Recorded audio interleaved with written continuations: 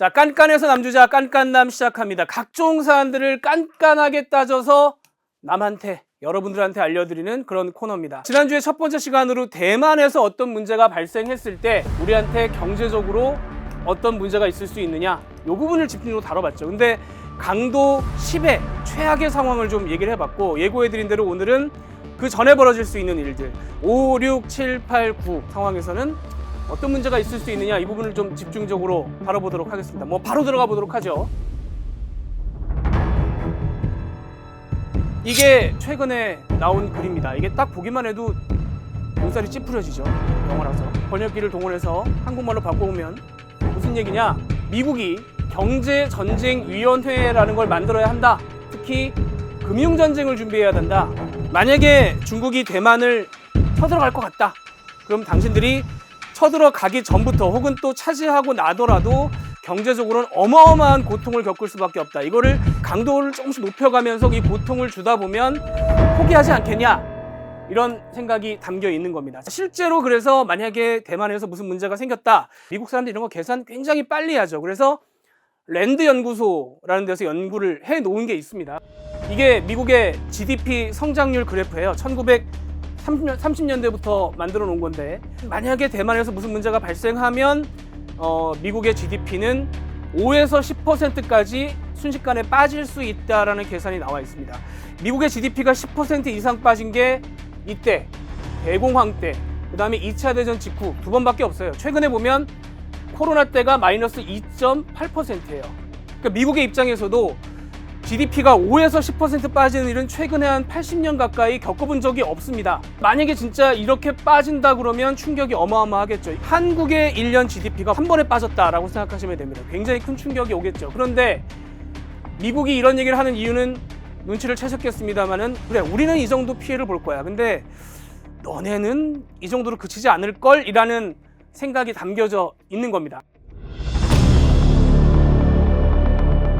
랜드 연구소의 연구 결과를 보면 중국은 GDP의 25에서 35%가 빠질 거다라는 결론이 나와 있습니다. 이게 심지어 각종 제재라든가 혹은 전쟁 때문에 무슨 공장이나 이런 게 망가지는 인프라 손상, 이런 걸 계산하지 않고서도 이 정도다. 쉽게 말씀드리면 한국 3년치 GDP가 중국에서 날아간다고 보시면 됩니다. 이거는 굉장히 심각한 체제적인 문제가 될 수 있다. 그동안 나라를 하나로 묶어온 게 경제 성장을 빨리 하면서 그 과실을 서로 어찌됐건 나눠 먹으면서 여기까지 온 건데, 만약에 이렇게 순식간에 내려간다면 국가 전체가 위기가 올 수 있다는 걸 미국 쪽에서 상당히 겁을 주고 있는 겁니다. 왜 이런 일이 발생할 수 있느냐? 경제의 피는 돈이고요. 돈이 돌아야 되겠죠? 경제의 살은 각종 공장이라든가 산업이 될 겁니다. 우선 돈에서 문제가 발생합니다. 돈이 당장 빠져나갈 거다. 중국에 들어가 있는 국제 자본이 지금 사들여 놓고 있는 중국의 주식과 채권이 1조 달러입니다.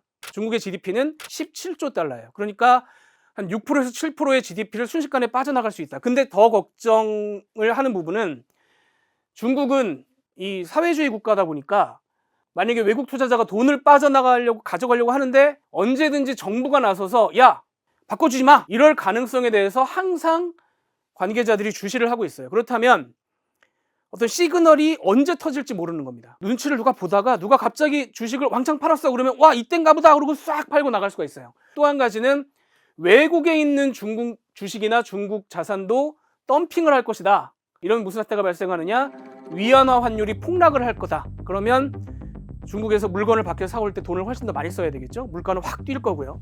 그러니까 한마디로 피해 문제가 생긴다, 피가 끊긴다라는 게 첫 번째 얘기고요. 두 번째는 지도를 보면서 설명을 드리자면, 대만에 어떤 문제가 발생했다고 칠 때 세계 10대 항구 중에 7개가 중국에 있습니다. 특히 그 중에 상하이라든가 홍콩 쪽이라든가 이런 쪽의 배들이 만약에 여기서 문제가 발생한다면 일반 상선들이 여기를 접근을 하려고 하지 않을 거예요. 위험하기 때문에. 그리고 보험료 자체가 굉장히 오르고 운송료가 굉장히 오르기 때문에 온다고 하더라도 굉장히 높은 가격이 될 수밖에 없습니다. 달러가 빠져나가면서 이미 한번 충격을 받은 상태에서 물건도 오지 않는다. 중국 입장에서는 아까 말씀드린 인프라 파괴나 이런 게 없이도 35%까지 GDP가 3분의 1이 쪼그라들 수 있다. 자, 여기까지 들으시고 야, 중국이 저런데도 뭔가를 하겠어? 라고 생각할 수 있지만, 이 전쟁이라는 어떤 정치라는 거는 경제와 또 다른 방향으로 움직일 수 있기 때문에 그 부분은 우리가 무시할 수 없는 거죠. 근데 또 한 가지 드는 생각이 아이고 중국이 35%나 빠져?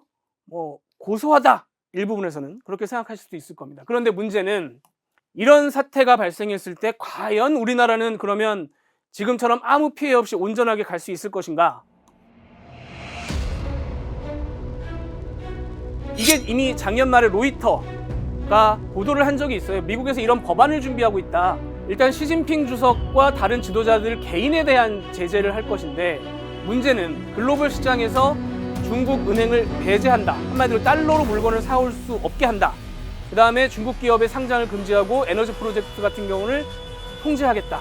이게 무슨 얘기냐면 우리나라가 중국에 물건을 주고 사오려고 할 때 달러를 받을 수 없기 때문에 중국이 그때 위안화로 가져갈래요? 이렇게 말을 하면 우리가 받겠습니까? 그거를? 주고 싶어도 줄 수 없는 이 부분도 보면 우리 물건 중에 미국이 저거 팔지 마, 안 돼 라고 얘기할 수 있다는 거죠. 이 상황까지 갔을 때 과연 미국이 야 이걸 이렇게 하면 한국이 되게 피해를 볼 텐데 이런 생각을 과연 할 거냐? 미국은 미국 편이 될 겁니다. 한국까지 생각할 결을 혹은 이유가 없을 수 있죠. 이게 그걸 의미합니다. 미국과 중국의 직접 거래는 계속 하겠다는 겁니다. 미국한테 필요한 물건은 중국에 계속 사오겠지만 다른 나라가 중국하고 거래하는 건 우리가 얼마든지 막을 수 있다라는 뜻으로 이해를 해야 될 것 같습니다. 그래서 이번 주에 파이낸셜 타임스가 이 기사를 썼죠. 중국이 미국의 마이크론의 이 메모리 반도체를 안 사겠다고 하면 한국이 너네가 그 부족분을 채우지 말아라, 팔지 말아라 라는 주장을 하고 있다.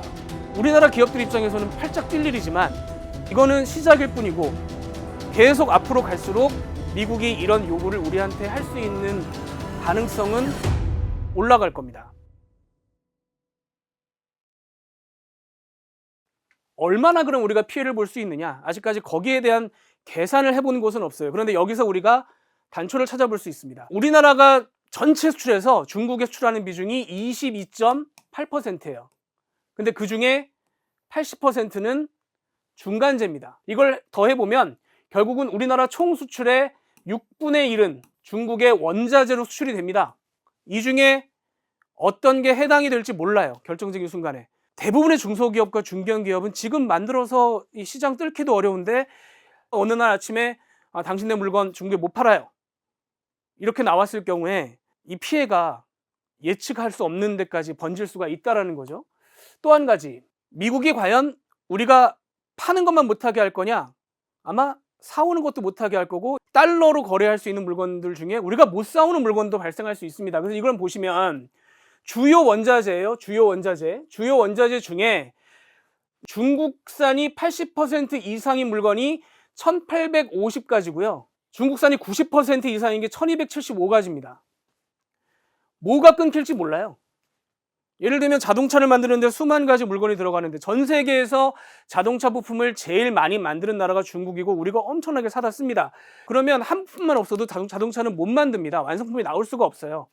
산업 전체가 멈추는 사태까지도 우리가 생각을 해봐야 된다. 2차 전지 배터리 뭐 한국이 최고다 뭐 그래서 투자도 많이 하시고 우리 국민들도 많이 주식 사고 하죠. 히토류가 꼭 들어가야 되는데 그 히토류의 90% 이상이 역시 중국산입니다. 미국이 나서서 이거 사지 마, 저거 팔지 마, 혹은 달러 막았어 이렇게 했을 때 어디서부터 어디까지 피해가 날지에 대해서 예측을 하기가 현재로서는 굉장히 어렵습니다. 이렇게 중국과 한 덩어리로 뭉쳐져 있는 나라는 사실 전 세계에 우리나라밖에 없기 때문에 이런 일이 벌어졌을 때 우리와 함께 부둥켜 안고 눈물을 흘리면서 와 이제 어떻게 살아야 되나 라고 같이 고민해 줄 나라는 전 세계에 거의 없다. 지금까지는 미국의 관점에서 말씀을 드렸죠. 중국도 마찬가지로 우리한테 제재를 할 수가 있습니다. 너네 미국 편이잖아. 사가려고 해도 안 팔 거야 라고 할 수도 있다는 거죠. 사드 사태 이후에 이미 중국이 그래서 제도를 만들어 놨습니다. 2020년에 수출관리통제법이라는 걸 만들었어요. 그래서 한국이 대만 문제에 개입하면은 국가 안전과 이익에 위해된다. 핵심 광물과 원자재 수출을 중단할 수 있도록 해놨습니다. 이미 법이 있어요. 여기서 그치는 게 아니고요. 외국 국가가 중국의 주권에 위해를 가할 경우에는 반외국 제재법, 그러니까 우리나라에 반하는 외국을 제재하는 법인데 중국 안에 있는 동산, 부동산, 각종 재산을 뺏을 수 있게 되어 있습니다. 그리고 만약에 이걸 발동했다, 대표적으로 생각나는 게 반도체 공장부터 시작해서 굉장히 첨단 기술도 많이 가 있는데 법적으로 뺏을 수가 있습니다. 이 와중에 우리가 막 이거 이러면 안 되는 거 아니에요? 라고 하소연할 수도 없는 상황이 발생할 수도 있어요. 우리는 저쪽에서 한번 맞고 이쪽에서 한번 맞고 가운데에 서서 계속 얻어맞는 상황이 될 수가 있다. 다시 한번 말씀드리지만 이런 상황이 발생한다고 하면 미국은 미국 편일 것이고 중국은 중국 편일 겁니다. 우리에게 어느 편을 들 거냐라고 강요를 할 수가 있다는 거죠. 그러면 우리만 그렇게 어려워지는 거냐? 미국은 이렇게 해서 사실상 미주 지역을 하나로 묶어서 경영을 하고 있습니다. 무슨 얘기냐면 어지간한 건 이 안에서 해결할 수 있어요. 이쪽에서 석유 많이 나오죠? 먹는 거 다 해결되죠? 히토류 같은 것도 뭐 남미에 많죠? 그러니까 자원 다 돌릴 수 있고요. 반도체 공장이나 배터리 공장도 전부 미국으로 불러들이려고 하는 이유도 유사시에는 여기를 잃더라도 혹은 여기서 문제가 발생하더라도 이 안에서 모든 걸 돌리겠다라는 그 구상을 하고 있는 겁니다. 그렇기 때문에 GDP가 대만 문제가 발생하더라도 5에서 10% 이내로 감소하는 걸 억제할 수 있다라고 생각을 하는 거고요. 두 번째로 유럽은 그럼 어떨 거냐? 유럽도 만약에 그런 문제가 발생할 때는 원자재를 구하고 산업을 돌리는 게 문제가 되겠죠. 그렇기 때문에 법을 만들고 있습니다. 핵심 원자재법. 유럽 전체가 한 덩어리가 돼서 우리가 어떤 원자재가 필요하고 어떤 원자재를 어디서 그러면 구해와야 되는 것인가에 대해서 함께 논의해서 함께 법을 만들자라는 구상이 추진 중인 겁니다. 굉장히 빠르게 추진되고 있어요. 유럽 같은 경우에는 급할 경우에 아프리카와 중동으로 가면 됩니다. 여기는 막는 사람들이 없기 때문에 아프리카와 중동에 가서 물건을 가져오면 되고요. 그리고 정 안 됐다, 너무 급하다 하면 바다 건너서 미국한테 SOS를 칠 수 있겠죠. 좀 도와주십시오. 그러면 미국이 뭐 필요한 물건 뭐 있어요? 좀 남는 게 있는데 드릴까? 이렇게 하면서 양쪽은 큰 문제 없이 갈 수 있겠죠. 그런데 이렇게 갈라져 있는 걸 구상해서 자기들은 자기들대로 살지만 우리는 이런 처지가 아니다. 위치상으로.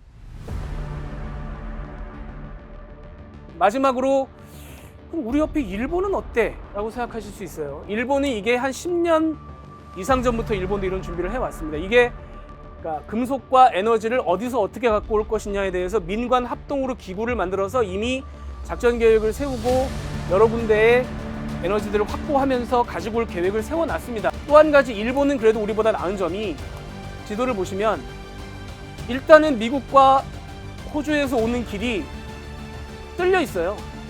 가지고 올 수 있는 방법이 있습니다. 우리는 한 번 더 거쳐야 되지만 일본은 여기 앞에서 받을 수 있기 때문에 일본은 우리보다 나은 상황이에요. 그렇다면 과연 우리는 지금 어떤 준비를 하고 있는 거냐? 이런 5, 6, 7, 8, 9단계의 위기에 대해서 어떤 준비를 하고 있는 거냐? 아직 기본적인 법도 만들지 못했습니다. 국회에서 이번에 만들겠다고 했지만 또 여야 사이에 갈등이 빚어지면서 이 법이 그냥 통과가 되지 못하고 있어요. 논의도 안 되고 있습니다. 제일 급한 나라가 말이죠. 갑자기 뜬금없이 임진왜란 때로 좀 거슬러 올라가 보도록 하겠습니다.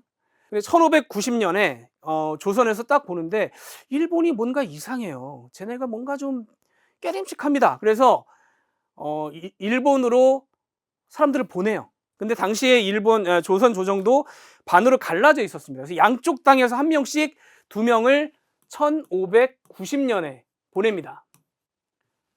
두 사람이 도요토미 히데요시를 만났어요. 만나고 돌아왔습니다. 돌아온 게 언제냐? 1591년에 돌아옵니다. 한 명은 딱 보니까 진짜 위험한 인물처럼 생겼다. 분명히 쳐들어올 거다라고 얘기했는데 다른 한 명은 에이 뭐 별거 아니던데 안 올 것 같아요. 이렇게 얘기를 해서 결국은 제대로 된 논쟁이 이루어지지 않은 상태에서, 그러니까 준비가 이루어지지 않은 상태에서 바로 그 다음에 1592년에 일본군이 바다를 건너오죠. 결국은 이런 사태가 발생하고 나서 과연 조선 조정을 이루고 있던 사람들만 피해를 받느냐. 사실은 이런 상황이 발생하고 나면 피해를 입는 건 대중들이고 백성들입니다. 이 일본군이 와서 어느 편 지지하세요? 이렇게 물어보면서 나눠서 피해를 주지는 않을 거잖아요. 제가 1편 나가고 댓글을 좀 봤습니다. 봤는데 보수와 진보 편을 나눠서 서로 돌을 던집니다. 너네가 왜 그랬냐, 뭐 너네는 지금 왜 그러냐, 서로 그렇게 얘기를 하는데 지금 앞에서 바라본 저희가 5, 6, 7, 8, 9, 10의 단계에서 대한민국에 어떤 문제가 발생한다고 하면 정파나 파벌의 문제가 아니라 5천만 대한민국 국민이 함께 고통을 겪을 수밖에 없습니다. 그런 점에서 지금까지 경제와 외교를 약간 정치 밑으로 놓고 정치 분쟁화하는 경향이 있었다면 모두가 함께 토론에 참여해서 정치 위로 우리의 생존 전략과 외교를 올려서 깊은 토론을 해야 될 때가 아닌가. 지금은 당시에는 이순신 장군이 나타나서 이 백성들의 어려움을 그나마 가라앉혀주고 나라를 구했습니다만은 제가 감히 생각하건대 이순신 장군도 그런 순간이 오기를 바라진 않으셨을 것 같아요. 난세의 영웅이 나와서는 안 됩니다. 난세의 영웅이 나오는 순간 이미 난세가 됐다는 얘기잖아요. 이순신 장군 같은 사람이 나오기 전에 문제를 사전에 해결할 수 있게 그런 전략이 지금은 필요한 게 아닌가. 이 대만 문제 1, 2편에 나눠서 깐깐하게 한번 따져봤습니다. 댓글로 많은 의견 좀 나눠주시고요. 이게 어떤 계기가 돼서 조금 높은 차원의 논의가 이루어졌으면 하는 바람을 가져봅니다. 다음 순서에 다른 이야기로 찾아뵙도록 하겠습니다. 시청해주신 여러분 감사합니다.